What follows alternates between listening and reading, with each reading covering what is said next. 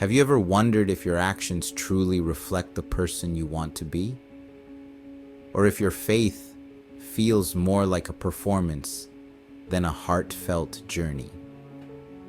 It's an uncomfortable question, isn't it? But it's also the kind of question Jesus asks us to consider deeply. Matthew 23 is a profound and challenging moment in Jesus' ministry. It's often referred to as the chapter of woes, where Jesus confronts the religious leaders of his day for their hypocrisy. But beyond his rebuke, there's a message of love and truth that calls us to examine our own lives. Let's dive into these words together and explore how they can shape us into people of integrity, humility, and genuine faith. First, let's set the stage. Jesus is speaking to a crowd and his disciples, warning them about the scribes and Pharisees. These were the religious elites, known for their knowledge of the law and their outward piety. But Jesus reveals a deeper issue. Their actions didn't match their words. He says in verse 3, "So you must be careful to do everything they tell you, but do not do what they do, for they do not practice what they preach." Ouch. That's a hard truth to hear, isn't it?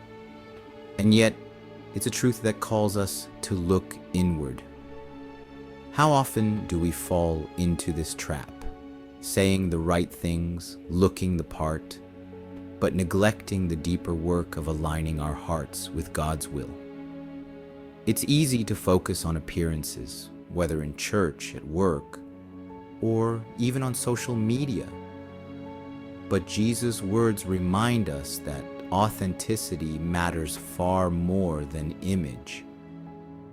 Jesus goes on to describe the Pharisees as people who tie up heavy, cumbersome loads and put them on other people's shoulders, but they themselves are not willing to lift a finger to move them. Have you ever felt burdened by expectations, your own or someone else's? Jesus' words challenge us to think about how we treat others. Do we add to their burdens, or do we offer a helping hand? This applies to our roles as parents, spouses, friends, and colleagues. Are we quick to criticize or slow to offer grace? Are we so focused on doing things right that we miss the opportunity to love others well? And then Jesus gives a series of 7 woes. These aren't just criticisms, they're wake-up calls. Each one highlights a behavior that disconnects the Pharisees from the heart of God, focusing on minor rules, while neglecting justice, mercy, and faithfulness, obsessing over appearances while ignoring inner transformation, and seeking titles and recognition instead of humility. Let's pause on that last point. Jesus says, "The greatest among you will be your servant.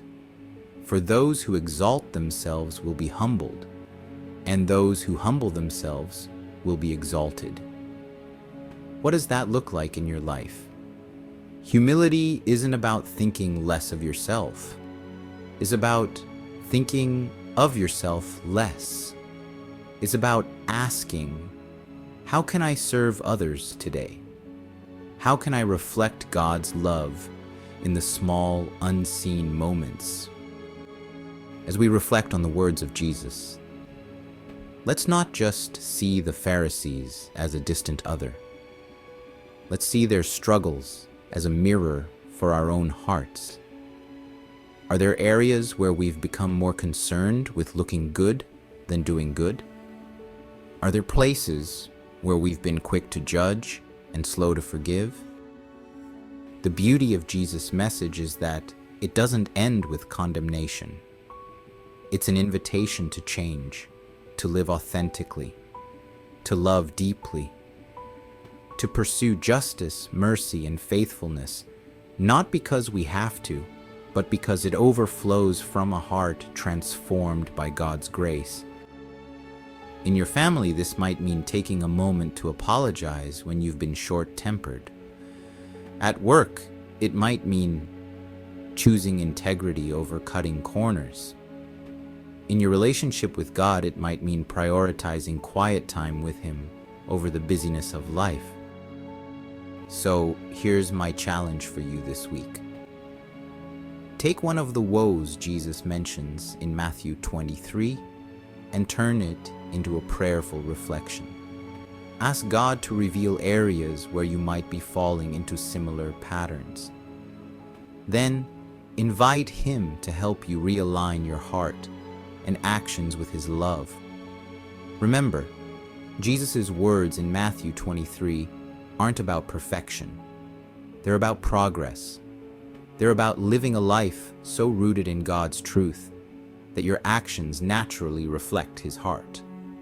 And the best part, you don't have to do it alone. God's Spirit is with you, guiding you, strengthening you, and transforming you day by day. Thank you for taking this journey with me.